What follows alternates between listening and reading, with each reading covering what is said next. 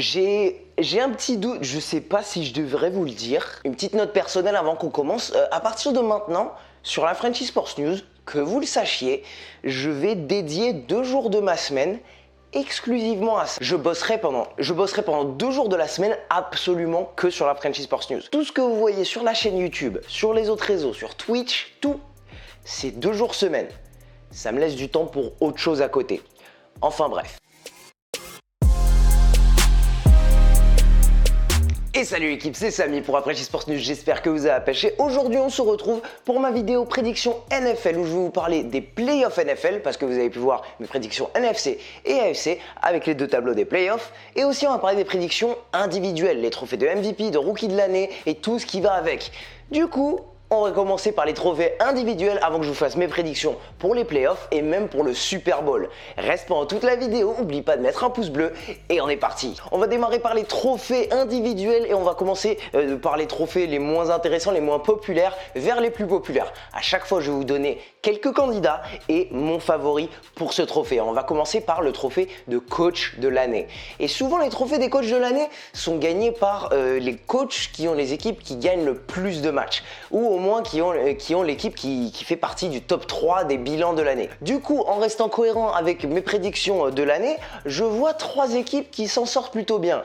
Les Eagles, les Packers et les Chiefs. Donc on se retrouve avec 3 candidats, Doug Peterson, Andy Reid et Matt LaFleur. Je mets un petit peu Bill Belichick de côté parce que si on notait vraiment le meilleur coach de la NFL chaque année, on lui donnerait chaque année. Et comme vous avez pu voir l'an dernier, c'était Matt Nagy chez les Bears qui a emporté ce trophée en prenant les Bears qui avaient gagné que 5 matchs l'année d'avant pour les amener jusqu'à 12 victoires. Et je pense qu'on va avoir encore une fois un coach qui va un peu retourner le destin de son équipe cette année. Et ça va être Matt LaFleur, mon candidat numéro 1 pour le titre de coach de l'année. Parce que je pense que cette défense va être revigorée. Je pense que Matt LaFleur va arriver et va laisser un peu du lest à Aaron Rodgers. Il va pouvoir diriger son offense comme il le veut. Et on se retrouve avec une équipe qui n'était pas en playoff l'an dernier et qui arrive en playoff avec Aaron Rodgers qui sera sûrement dans la course au MVP. Non, je peux rien dire, je vais le dire après. Et avec un très bon bilan et une équipe qui est un peu revit derrière Matt LaFleur, je pense que c'est Matt LaFleur qui va s'en tirer avec ce titre de coach de l'année. On passe maintenant au rookie et on va commencer par le rookie défensif de l'année. Et il faut regarder un petit peu l'histoire pour juger cela. Donc dans cette draft, il y avait beaucoup de talents défensifs. Vous pouvez le voir au premier tour, il y avait énormément de défenseurs qui ont été choisis. Mais par contre, dans le passé, les rookies de l'année défensifs, ils sont majoritairement à une position. Ils sont pas safety parce que depuis 1990, il n'y a eu qu'un seul safety qui a eu ce trophée de rookie de l'année et c'était en 1990. Et 10 des 16 derniers rookies défenseurs de l'année, c'était des linebackers. Du coup, je prends ça en compte quand je fais mes prédictions. Pour mon 3e candidat, je commence avec un safety que j'aime beaucoup et je pense qu'il va profiter un petit peu de ce renouveau en défense. On retourne chez les Packers avec Darnell Savage qui va avoir Adrian Amos à côté de lui et King et Alexander au poste de cornerback, des meilleurs linebackers qui vont mettre la pression au quarterback. Je pense que Darnell Savage, avec son 4.3 au 40 yards, va pouvoir couvrir beaucoup de terrain et intercepter pas mal de ballons. Mitchell Trubisky, attention à toi. Mais du coup, je peux pas le mettre en favori parce que c'est un safety. Du coup, on va aller dans une autre défense où je pense que ce rookie va profiter un petit peu du système et du talent qu'il y a autour de lui. Et je parle de Josh Allen aux Jaguars. Josh Allen arrive dans une très bonne défense chez les Jaguars et arrive dans une ligne où le focus numéro 1 est sur Calais Campbell. C'est lui le vétéran, c'est lui le meilleur joueur de ligne à Jacksonville qui va se retrouver pendant 2 matchs par saison face à la ligne offensive des Texans qui est très moyenne. Face à Marcus Mariota qui prend son temps dans sa poche protectrice. Et face à Jacoby Brissett qui est en train un petit peu de prendre ce rôle de starter. Il va avoir beaucoup de situations où il va être en 1 contre 1 et je pense qu'il va saquer pas mal le quarterback. Peut-être avec une saison similaire à Bradley Chubb à Denver. Mais le rookie défensif de l'année, selon moi, ne sera ni Darnell Savage ni Josh Allen. Le rookie de l'année, il est à Pittsburgh et c'est mon favori. Devin Bush, le linebacker des Steelers, qui prend un petit peu le rôle que Ryan Shazier a laissé avec TJ Watt qui chasse le quarterback d'un côté, avec des nouveaux défenseurs, avec une ligne défensive qui revient un petit peu côté des Steelers. Je pense que les Steelers ont gagné leur division. J'ai beaucoup d'optimisme pour cette équipe des Steelers. Je pense que Devin Bush va être un peu le Darius Leonard des Colts l'an dernier et il va intégrer cette défense et prendre ce rôle de capitaine du milieu de la défense. Et du coup, il s'en tire avec le trophée de rookie de l'année défensif. Passons à l'attaque et du côté des rookies, c'est très dur de sortir Kyler Murray de mon top 3, donc ce sera mon troisième candidat parce que Kyler Murray, le numéro 1 de la draft, drafté par les Cardinals dans le système de Cliff Kingsbury, aura tous les ballons, il va jouer toute la saison parce que les Cardinals savent que c'est pas une saison où ils vont gagner, arriver en playoff, être compétitifs. C'est une saison où ils testent clairement le schéma de Cliff Kingsbury et les capacités de Kyler Murray. Je pense que Kyler Murray va beaucoup courir, peut-être un peu moins que Lamar Jackson l'année dernière, sauf qu'il a un meilleur bras et il a beaucoup d'armes offensives. C'est juste au niveau de la ligne offensive où j'ai un petit peu de doute. Donc je pense que Kyler Murray, du fait qu'il va avoir le ballon énormément, il va faire des stats. Ça ne va pas dire qu'il va gagner des matchs, mais au moins il sera dans la course au trophée de rookie de l'année offensif. Mais j'ai 2 running backs qui sont au-dessus de lui. En effet, parce que sur les 4 dernières années, 3 des rookies de l'année étaient running backs. Todd Gurley, Saquon Barkley et Alvin Kamara. Mais du coup, Alvin Kamara drafté au milieu de la draft, ça me plaît bien les running backs comme ça. À Chicago, ils en ont un comme ça.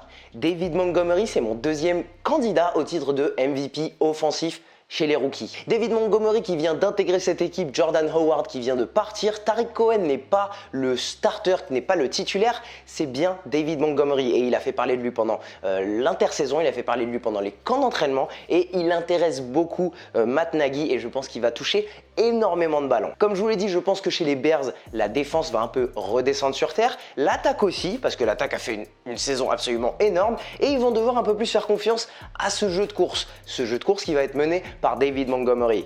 Chicago l'année dernière était 14e en attaque à la course et je pense qu'ils vont se hisser dans le top 10 avec David Montgomery. Mais je pense que quelqu'un va avoir des très belles stats sans forcément gagner et va s'en tirer avec le titre de rookie de l'année. Et c'est Josh Jacobs chez les Raiders. Les Raiders qui viennent de se séparer de Doug Martin, il n'y a plus de compétition pour lui au poste de running back. Ça va être le titulaire et à chaque fois que les Raiders vont s'approcher de la ligne des 10 yards des opposants, des adversaires, Josh Jacobs va finir le travail. Et je pense que Josh Jacobs va s'en sortir avec pas mal de touchdowns, pas mal de yards parce que c'est le seul running back de cette équipe des Raiders et c'est l'ADN de John Gruden. Même s'il a fait venir Antonio Brown, Tyrell Williams, il aime courir le ballon et frapper la défense.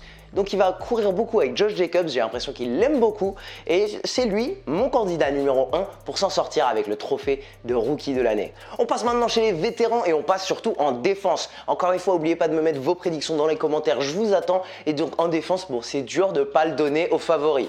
Donc je vais vous donner la personne qui pourrait le plus aller embêter Aaron Donald et mon candidat surprise qui pourrait vous surprendre. Bon, on commence par Khalil Mack, bien sûr, qui a fait 12 sacs l'an dernier chez les Bears. Il a complètement transformé cette équipe. Il a mis sur ses épaules cette défense et cette défense est devenue la première en NFL. Il a du renouveau dans sa défense avec Haha Clinton-Dix qui vient d'arriver en safety. Je pense que Khalil Mack va reproduire ses chiffres. Je pense pas qu'il va dépasser les 15 sacs parce que les attaques se focus absolument que sur lui. Il a toujours 2 personnes qui le bloquent. Mais avec 6 fumbles forcés, je pense que Khalil Mack va encore être dans le top 3 de cette course au titre de défenseur de l'année. Mais encore une fois, Aaron Donald va s'en sortir avec ce titre de défenseur de l'année en étant le meilleur defensive tackle. Et aujourd'hui, il est en train clairement de courir après le titre de meilleur defensive tackle de tous les temps. En inscrivant 20,5 sacs et 21 plaquage derrière la ligne de scrimmage. La ligne de scrimmage, c'est la ligne du début du jeu. Il y a un mec qui est payé des millions pour au moins le pousser qui n'arrive même pas à le faire. Selon Pro Football Focus, l'année dernière, c'était la meilleure année en tant que defensive tackle de la part de Aaron Donald et je pense qu'il va encore reproduire cette saison. Je pense qu'il va se faire plaisir avec Kyler Murray et les lignes offensives des Seattle Seahawks qui ne se sont pas vraiment améliorées. Il va reproduire son chiffre de 41 coups sur le quarterback en NFL cette année. Mais par contre, c'est là où je vous présente mon candidat surprise pour aller inscrire énormément de sacs et peut-être aller déloger Aaron Donald. Et ça se passe à Kansas City. Parce que Patrick Mahomes va scorer beaucoup de points. Ça va forcer les autres équipes en face à essayer de faire des longues passes, à essayer de faire des jeux qui se développent plus longtemps. Et le petit nouveau qui vient d'arriver de Seattle, Frank Clark, il va pouvoir profiter de Tyrann Mathieu et de cette défense qui s'améliore un petit peu si le coverage des Chiefs réussit à créer une situation où les quarterbacks de l'AFC West ont besoin de 3-4 secondes pour lancer des ballons. Peut-être que Frank Clark il va arriver et chercher 20 sacs à son poste. Et donc Frank Clark, ce serait mon candidat pour faire la surprise et aller déloger Aaron Donald. Mais encore une fois, Aaron Donald, c'est mon favori. On passe au MVP et au Offensive Player of the Year. En général, le Offensive Player of the Year, c'est le deuxième dans la course au MVP. Donc je vais pas forcément le faire. Je vais juste vous donner 4 candidats au titre de MVP et vous donner mon favori. Je commence en numéro 4 avec Russell Wilson et je sais c'est pas un choix très populaire parce que Russell Wilson n'a pas grand chose autour de lui. La ligne offensive n'est pas géniale. Au niveau des running backs, c'est pas dingue. Au niveau des receveurs, il a perdu Doug Baldwin, son meilleur receveur, et DK Metcalf est censé le remplacer, sauf qu'il n'est pas à 100% au niveau de la santé et il n'a jamais rien prouvé sur le terrain. Et Tyler Lockett, c'est un certain style de receveur, il ne peut pas tout faire. Du coup, il est très limité, Russell Wilson, sur les armes qu'il a autour de lui. Je pense qu'il va avoir un petit moment au début de la saison où ça va être un petit peu dur. Il va beaucoup plus courir en début de saison. Mais j'ai déjà parié contre Russell Wilson. Et il m'a toujours donné tort. Je vais arrêter de parier contre Russell Wilson. Je pense qu'il va courir beaucoup le ballon pendant le début de la saison. Et je pense qu'il va finir avec des très belles stats. Et sur la saison dernière, Russell Wilson, il finit bien sa saison. Sur les 10 derniers matchs, il finit la saison à 26 touchdowns, 3 interceptions.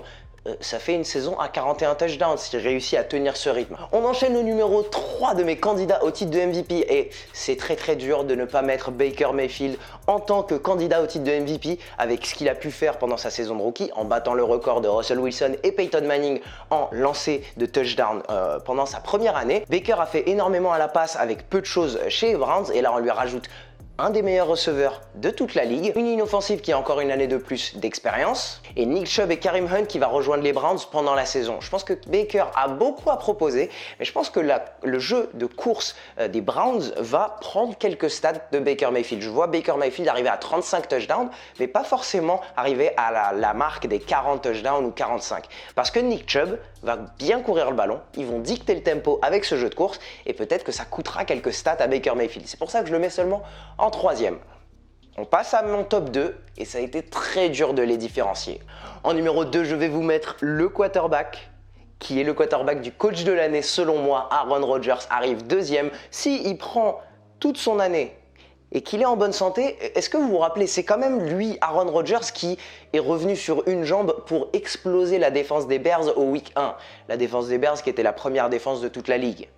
Le monde oublie très vite qui est Aaron Rodgers. Si le coach lui laisse diriger son attaque comme il l'aime faire, il a déjà vanté les mérites des autres receveurs autour de Davante Adams, Jimmy Graham est encore là, le jeu de course s'est amélioré, la ligne offensive revient en bonne santé. Je pense que Aaron Rodgers peut revenir à ses statistiques de son année de MVP. Mais depuis que j'ai fait ma vidéo sur les prédictions folles de l'année NFL, j'y ai pensé et j'arrive pas à me défaire à l'idée que Ben Roethlisberger va s'en tirer cette année avec ce titre de MVP. Ben Roethlisberger met derrière lui une page très délicate où il a été très questionné en tant que leader, où Antonio Brown et Le'Veon Bell ont clairement fait sentir à tout cet effectif des Steelers qu'ils n'étaient pas contents du leadership de Ben Roethlisberger, mais pendant cette période, il a quand même réussi à lancer pour 5100 et plein de yards. Avec 34 touchdowns, 67% de passes complétées, Ben Roethlisberger a fait une saison magnifique au milieu d'une série télévisée. Il y avait tellement de drama chez les Steelers.